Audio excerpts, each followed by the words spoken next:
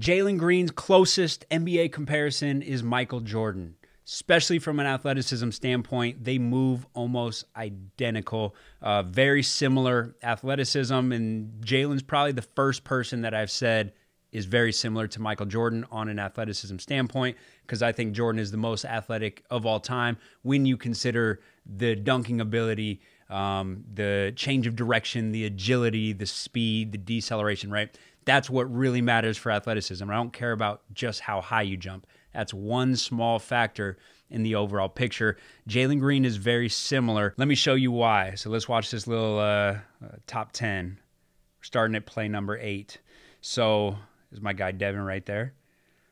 The 1-2 plant, so he goes right-left. He prefers right-left. Now, MJ jumped just about the same off left-right and right-left. I haven't seen the left-right as much from Jalen, so I don't know if he has that, but he's really good off that right-left. But he's also really good off one leg, which is something that MJ was special at, is being equal off 2 legs and off 1 leg.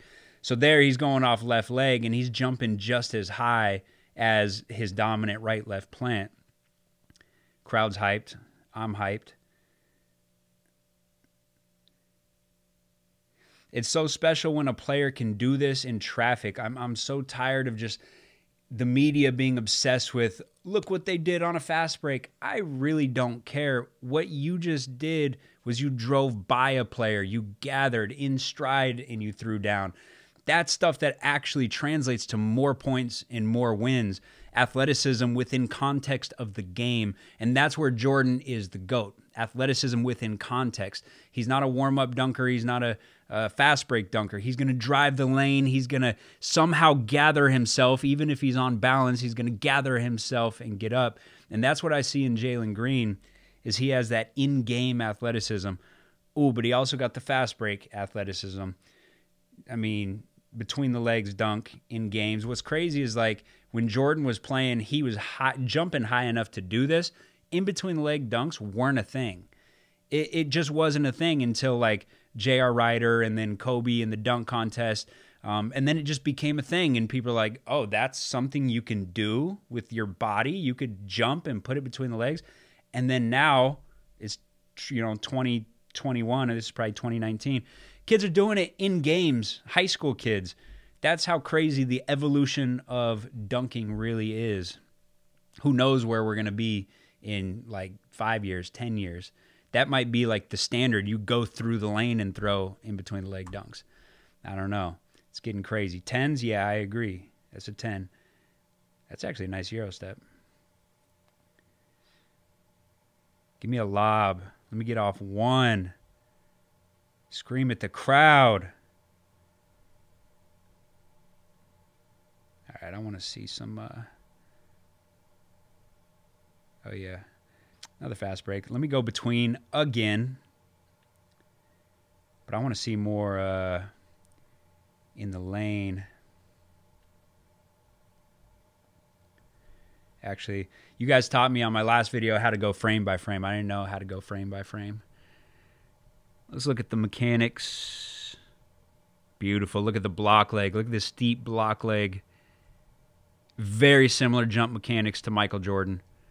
And I'll show you in a second. I think we can get a picture of the internal rotation.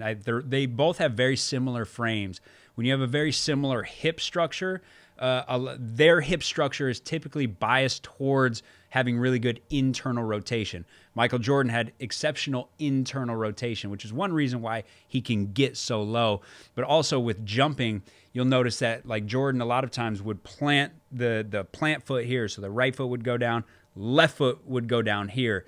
Big internal rotation, which makes the knees go in. It's not knee valgus. They're loading an internal rotation. Not everybody is going to have that level of internal rotation, but because of their hip structure, this is what they're good at. Ooh, off 1. See, like, the ability to go through the lane and get off 1, go through the lane and get off 2. You know, a lot of times I get questions, what's better? There's no such thing as better. 1 foot is way quicker. You have like half the ground contact time. So if it's a situation like this where I got to get up quick, 1 foot is way better. There's other situations where I'm going to take a lot of contact and maybe I want to be a little bit more stable.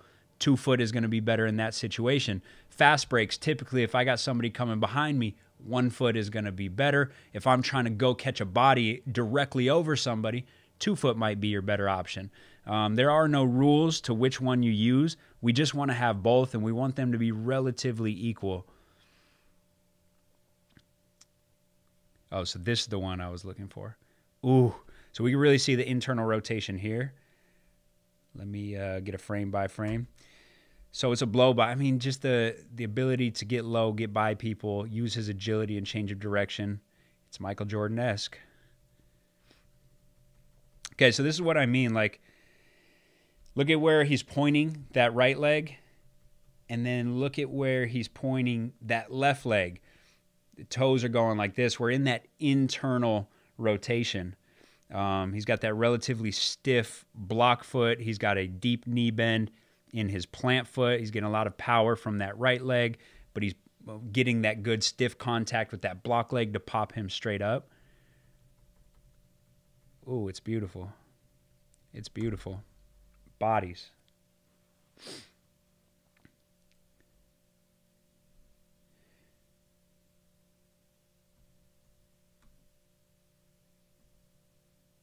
Blow-bys, a little bit of a swing step.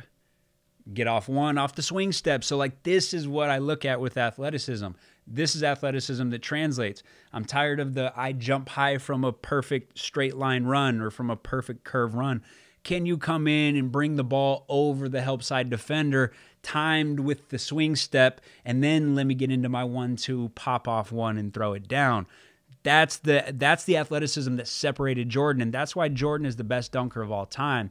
Vince Carter is also a good in-game dunker, but he didn't have that same fluidity with combining the agility with the balance with the ability to jump. I think Vince Carter was the better dunk contest dunker, fast break dunker. Don't get me wrong, he was a good, effective in-game dunker, but MJ pieced it all together so well. And that's what I see in Jalen Green, and that's why I say the only athleticism comparison for Jalen Green is Michael Jordan. Now, I think Michael Jordan is a little bit longer. Jalen Green, let's see, and this is high school. I mean, he might have grown a little bit. They say he's 6'6". I've heard 6'5", 6'6", 180, very similar to Michael Jordan, almost identical, especially at that age. Jordan probably got a little heavier later, but, well, so then in the paragraph it says 6'5", athletic guard. So we don't know who to trust here. Solid length with the 6'7.5 wingspan, 8'5 standing reach. 6'7 is not that long. I mean, if you're a +2, plus 2.5, that's not that long. The NBA average is +4. So like the NBA average, if you're 6'5", you would have like around a 6'9 wingspan. So not extremely long if that's true. This article says Jordan was 6'6" with a 6'9 wingspan, which sounds about right. I think Jordan probably did have a 6'9 wingspan. So if that's true, and Jordan is a couple inches longer, he's obviously got a little bit of an advantage there. But I think from a vertical standpoint, they probably jump around the same. I've heard that Jordan had some say 46, some say 48. But again, there was no NBA combine. And so there was no standards of this is how you do the reach. There were no standards of you only get a 15-foot approach on that max vertical. So, you know, at that time, he's probably running from wherever he wants. He's probably running from behind the three-point line and then jumping around the rim and touching the vertex. And so if you're like a 47 there with a 15-foot approach, he might be a 44 or 45. I believe that if Jalen's not going to go to the combine, probably he doesn't need to. If he did, I would probably guess 44. I think they have pretty similar verticals. I'll say that Jordan obviously is a little bit better off, you know, the left-right plant and also off like jump stops. A lot of times Jordan would come through, jump stop off 2 and just pop up. I haven't seen that much from Jalen Green. It doesn't mean that he doesn't have it. He probably does have it, but I haven't seen it. So I'm not going to say that Jalen is more athletic than Jordan, but I think that he is the closest comparison. And I think when he starts to piece it all together, he can be really, really special. All right, guys, if you want me to do any more athleticism comparisons, let me know. Until next time, I'm out.